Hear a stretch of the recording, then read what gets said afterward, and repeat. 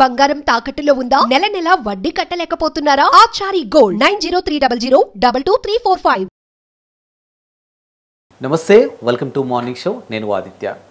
1978లో వచ్చినటువంటి పునాది రాళ్ల సినిమాతో హీరోగా ఎంట్రీ ఇచ్చినటువంటి చిరంజీవి గారి యొక్క గ్రాఫ్ చూసుకుంటే 78 నుంచి 2025 వరకు అంటే ఇలా ఉందనే చెప్పొచ్చు ఆయన గ్రాఫ్ అంతా కూడా.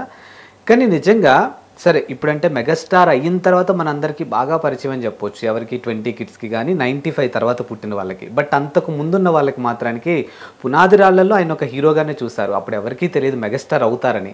మరి ఆ టైంలో ఆయన హీరోగా చూసిన వాళ్ళకి అసలు నిజంగానే ఆయన మెగాస్టార్ అవుతారా లేదా, అసలు ఏంటి, ఎలా ఉంది ఆ టైంలో, ఎలా రిసీవ్ చేసుకున్నారు, ఇలాంటి ఎన్నో అంశాల గురించి తెలుసుకునే ప్రయత్నం చేద్దాం. ప్రస్తుతం మనతో పాటు స్టూడియోలో ఉన్నారు ప్రముఖ సీనియర్ జర్నలిస్ట్ అండ్ అనలిస్ట్ మహర్షి గారు. ఒక్కసారి సార్తో మాట్లాడదాం. సార్ నమస్కారం. సార్ నమస్తే ఆదిత్య. పునాది రాళ్ళు 1978లో చిరంజీవి గారి ఫస్ట్ మూవీ. సో జనరల్గా ఇప్పుడు మా జనరేషన్కి అయితే ఆయన మెగాస్టార్ అయిన తర్వాతే మాకు ఆటోమేటిక్ తెలిసిపోయింది ఇంకా. బట్ మీ వరకు వస్తే మాత్రానికి ఐ థింక్ మీరు కూడా ఆ టైంలో చాలా చిన్నవాళ్ళు అయి ఉండొచ్చు. సో అప్పుడు ఫస్ట్ టైం ఆయన చూసినప్పుడు ఈ స్టార్డమ్ కానీ ఇంతవరకు వస్తుందని మీకు అనిపించిందా సార్? అసలు ఎవరికి తెలియదు. 1978లో నేను పునాది రాళ్ళు చూశాను. ఓకే. నాకు చిరంజీవి ఎవరో తెలియదు. అంటే అందరిలో కలిసి ఒకరుగా ఉంటారు. మామూలుగా అందరిలో కలిసి ఒకరుగా ఉన్నప్పుడు మనకు అంత ఫోకస్ ఉండదు. ఓకే. చిరంజీవి గారిని కొంచెం జాగ్రత్తగా గుర్తుపట్టిన సినిమా ప్రాణం ఖరీదు. ప్రాణం ఖరీదులో ఒక పాలేరు లాంటి వేషం వేశారు. భలే ఉంటారు ఆయన. ఓకే. మంచి ఫిజిక్ అనమాట. ఎవరబ్బా ఇతను భలే ఉన్నాడే అంటే చంద్రమోహన్ ఉన్నప్పటికీ, మెయిన్ రోల్ చంద్రమోహన్ వీళ్ళంతా చేసిన, రావు గోపాలరావు గారు అందరూ చేసినప్పటికీ ఈయన ఎవరో విచ్చేది కొంచెం టిపికల్గా ఉన్నాడే అని జనం గుర్తుపట్టింది ప్రాణం ఖరీదులో. మన ఊరి పాండవులకు వచ్చేసరికి ఏమైందంటే ఆ 5గురులో ఒకడే అయినప్పటికీ చిరంజీవి గారు ప్రత్యేకంగా కనిపిస్తారు దాంట్లో. పెద్ద కళ్ళు, 1-2 డైలాగులు ఉన్నా కూడా ఆ డైలాగుల్లో ఉన్న ఎమోషను ఆ 5గురులో చాలా బలంగా, అంటే మురళీమోహన్ హీరో అయినప్పటికీ చిరంజీవి గారు ఏమిటంటే ప్రత్యేకంగా సినిమాలో కనిపిస్తారు. మీరు కావాలంటే ఇప్పుడు కూడా చూడండి మన ఊరి పాండవులు 5. ఇప్పుడంటే మెగాస్టార్ కాబట్టి మనం చూసే విధానం మారుతుంది. కానీ తొలి రోజుల్లో మాకు ఎట్లా తెలుస్తుంది ఆయన మెగాస్టార్ అని. కానీ ఈయన ఎవరో కొంచెం డిఫరెంట్గా ఉన్నాడు అనేది మాత్రం ఆయన రిజిస్టర్ అయ్యాడు అప్పటికే. ఆ తర్వాత దానికి ముందు వెనుక తాయారమ్మ బంగారయ్య అని ఒక సినిమా వచ్చింది. ఆ సినిమాలో ఈయన 1 నిమిషమే 2 నిమిషాలు కూడా కనపడ్డు. ఒక డ్యాన్స్లో 2 స్టెప్స్ వేసి ఏదో వెళ్తాడు. ఓకే. కానీ ఆ 1 నిమిషం 2 నిమిషాలు కూడా ప్రేక్షకుడిని అటెన్షన్ని డ్రా చేస్తాడు అతను. నేనైతే 2 సార్లు చూశాను ఇతను ఎవరా అని. చిరంజీవి అని తెలుసు కానీ చిరంజీవి అని అతను ఇంత ఏదో కొంత ఫిజిక్, అతని కళ్ళు కూడా చాలా డిఫరెంట్గా ఉన్నాయి. ఆయన ఎమోషను, ఆయన డైలాగ్ కూడా చాలా డిఫరెంట్గా ఉన్నాయి. అది తర్వాత రిజిస్టర్ అయిన సినిమా. అది తర్వాత వచ్చిన సినిమాలు ఇక తుఫాన్. అది ఆయనకి బ్రేక్ ఇచ్చింది ఎక్కడ సార్? ఆయనకి ఒక కమర్షియల్ దాదాపు అంటే టాప్ బ్రేక్ ఇచ్చిన సినిమా ఖైదీ. అది అందరికీ తెలిసిందే. ఖైదీ కంటే ముందు ఏం చేశారంటే ఆయన వచ్చిన ప్రతి సినిమాని తీసుకున్నారు. అది విలనా హీరోనా, అసలు చిరంజీవి గారు విలన్గానే ఉంటే తెలుగు సినిమా ఇంకో డిఫరెంట్గా ఉండేది. అంటే సరికొత్త విలన్ ఉండేవాడు సినిమాలకి. మీరు ఇది కథ కాదులో విలన్ వేషం ఆయన వేసింది. భార్యను జయసుధని గారిని వేధించే ఒక విలన్, శాడిస్ట్ మొగుడు. ఆ శాడిస్ట్ మొగుడు క్యారెక్టర్ కూడా బలి చేశాడు ఆయన. చాలాసేపు బాలచంద్ర గారి సినిమాలో చాలాసేపు ఉంటాడు.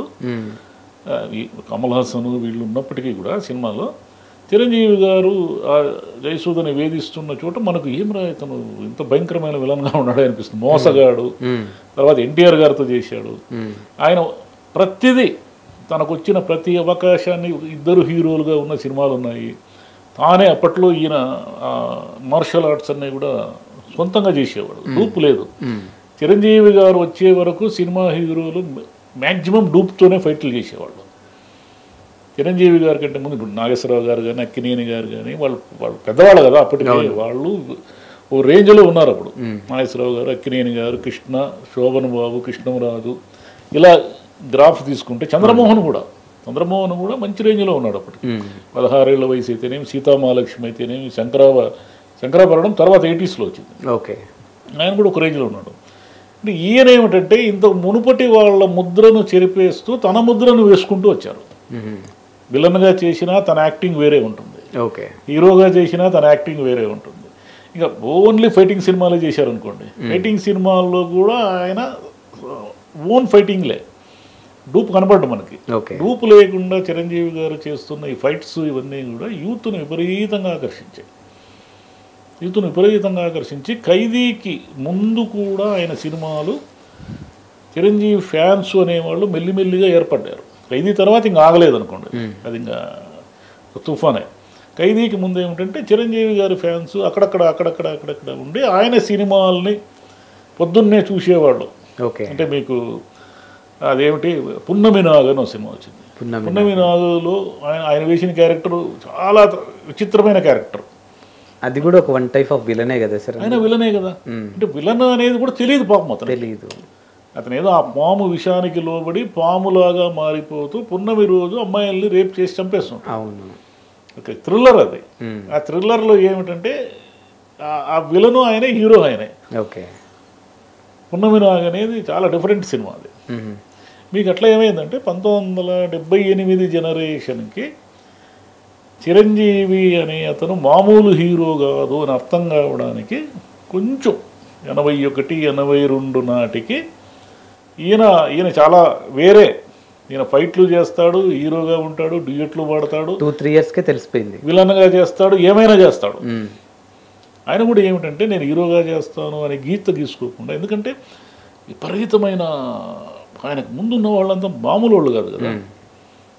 ఏఎన్ఆర్, ఎన్టీఆర్, కృష్ణ, శోభన్ బాబు, కృష్ణమరాజు, ఇంతమందిని దాటుకొని ఒక్కో ఎదగాలి అంటే ఎంత కావాలి ఆయనకి, ఎంత శక్తి కావాలి.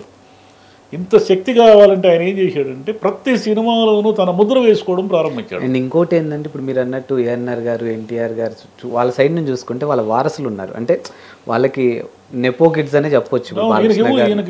లేదు, బ్యాకింగ్ లేకుండా వచ్చారు ఈయన. అవును, తర్వాత రోజుల్లో అల్లు రామలింగయ్య గారు అల్లుడయ్యాడు, కానీ అంత మునుపు ఈయన రావడమే ఏమీ బ్యాకింగ్ లేకుండా. అందుకే ఆయన వచ్చిన 10 సినిమాని యాక్సెప్ట్ చేశాడు. స్టార్ అయిన తర్వాత పెళ్లి జరిగిందా సార్ ఈయనకి? అంటే కొంచెం స్టార్డమ్ వచ్చిన తర్వాత జరిగింది. ఓకే, ఆ పెళ్లితోనే ఆయన ఏదో బ్రహ్మాండంగా ఎదిగాడని నేను చెప్పను, కానీ ఆయన ఒరిజినల్గానే మెగాస్టార్ అనమాట.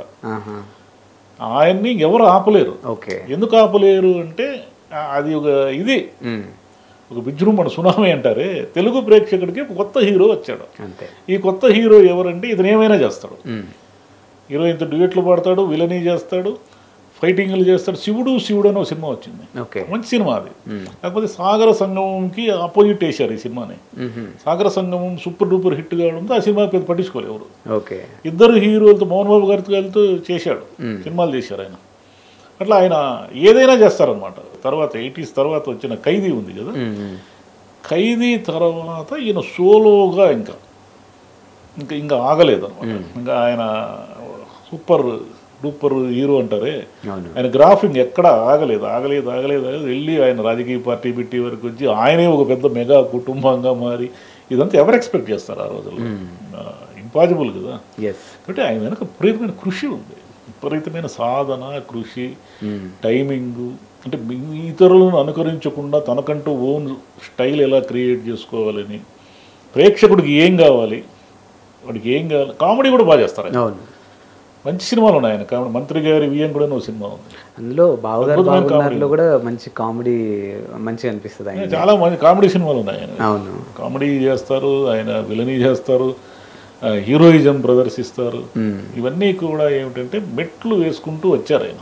మెట్లు వేసుకుంటూ ఎన్ని 78 అంటే ఎంత, 47 సంవత్సరాలు అయిందా? 47 సంవత్సరాలు ఇప్పటికీ హీరోగా. 47 సంవత్సరాల కెరీర్ ఉండడమే అసాధ్యం ఒక హీరోకి. 47 సంవత్సరాలు హీరోగానే ఉండడం అనేది ఇంకా అసాధ్యం. జనాలు కూడా అన్నాని ఓన్ చేసుకున్నారు, చిరంజీవి గారిని అన్నానే అంటారు ఈ రోజుకి కూడా. సో వయసుతో సంబంధం లేకుండా మీరు అన్నట్టు ఒక బ్లెస్డ్ లైఫ్ సార్ ఆయనది. అంటే ఆయన కృషి ఎక్కువ ఉందంట.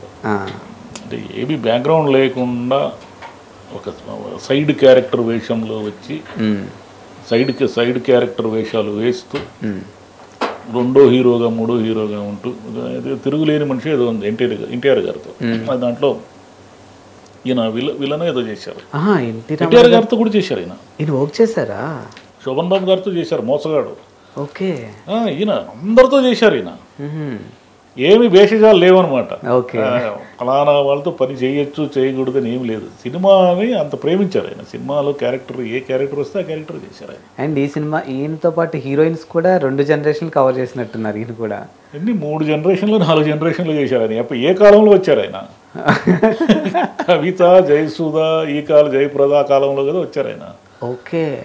తర్వాత శ్రీదేవి కాలం అయిపోయింది. మనం ఎన్ని చూసాం, ఎన్ని జనరేషన్లు. రాధా, శ్రీదేవి, తర్వాత ఆయనతో నటించిన హీరోయిన్ల పేర్లే ఒక 100 పేర్లు. సరే, ఇందాక మీరు ఒక మూవీ చెప్పారు, పున్నమి నాగులో కీర్తి సురేష్ గారు వాళ్ళ అమ్మ వాళ్ళ మదరు హీరోయిన్ గా చేశారు. ఆ అమ్మాయి మళ్ళీ తింతో చేశారు. అమ్మాయి చేశారు కదా మొన్న ఈ మధ్య వచ్చిన బోలాశంకర్లో తల్లి కూతుళ్ళతో చేశారు ఆయన. అవును. సో ఇంకా ఆయన నుంచి చాలా సినిమాలు రావాలి, మనం కూడా ఎక్స్పెక్ట్ చేయాలి. అండ్ చాలా చక్కని వివరణ ఇచ్చారు. Thank you sir. Thank you so much.